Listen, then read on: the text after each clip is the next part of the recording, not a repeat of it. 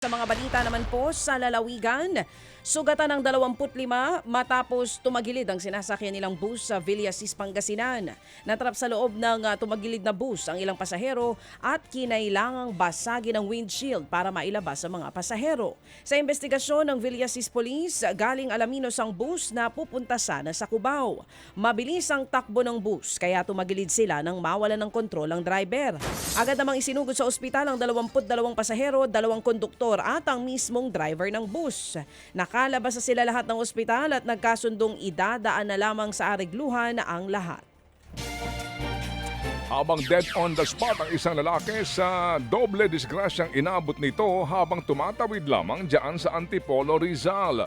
Sa kuha po ng CCTV, kitang tumatawid po ng kalsada ang biktimang si Renato Lauang. Maya-maya lang isa ho namang humaharurot na sasakyan ang biglang dumating at nabundol ang biktima. Yung biktima po ay tumilapon sa kabilang linya kung saan naman saktong dumadaan ang isang 16-wheeler truck at ilang ulit siyang nagulungan. Tumakas ang driver sa nauna po nakabangga sa biktima habang sumuko naman ang driver po ng 16-wheeler pero pinakawalan din matapos nga po makipag-areglo sa pamilya ng namatay. Nangako ang truck driver na sasagutin ang gastusin sa pagpapalibing kay Lauang. Patuloy po naman tinutugis ang tumakas na unang nakabanggang driver. Ito'y maharap sa reklamong reckless imprudence resulting in homicide at pag-abandona sa kanyang biktima. Samantala, binawi naman ng Land Transportation Office o LTO ang lisensya ng rider na nag-viral sa Superman stunt na nangyari po dyan sa Marilaki Highway sa Rizal. Kinilala nga pong rider na si Rico Ahmad Buwayan.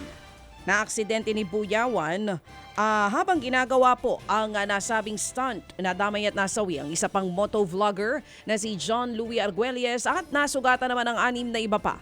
Ayon po sa LTO, malinaw na may kapabayaan si Buyawan sa nangyari. Hindi na raw karapat-dapat na payagang magmaneho ng motorsiklo ang driver. Ginilitan po naman at sinaksak ng kanyang ex-boyfriend ang 14 anyos na dalagita sa lungsod ng Cebu. Halos nga po isang dangkal ang haba ng sugat sa leeg ng biktimang grade 8 student. Tadtad din ng saksak ang kanyang likuran. Nadala po sa ospital ang biktima at patuloy pong nagpapagaling. Naaresto naman ang 18 taong gulang na suspect sa kanilang bahay.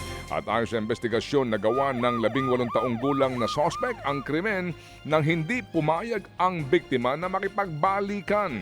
Nagsasagawa ngayon ng counseling ang paaralan at ipinatawag na rin ang mga magulang ng mga sangkot dito.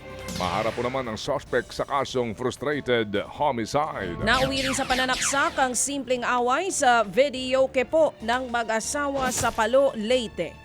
Sa investigasyon ng mga pulis, umuwi sa bahay ang suspect na si alias Lando para sana mag-videoke. Pero hindi siya pinayagan ng kanyang misis na si alias Nika. Nagtalong dalawa hanggang sa kumuha ng kutsilyo ang asawa at inundayan ang kanyang misis.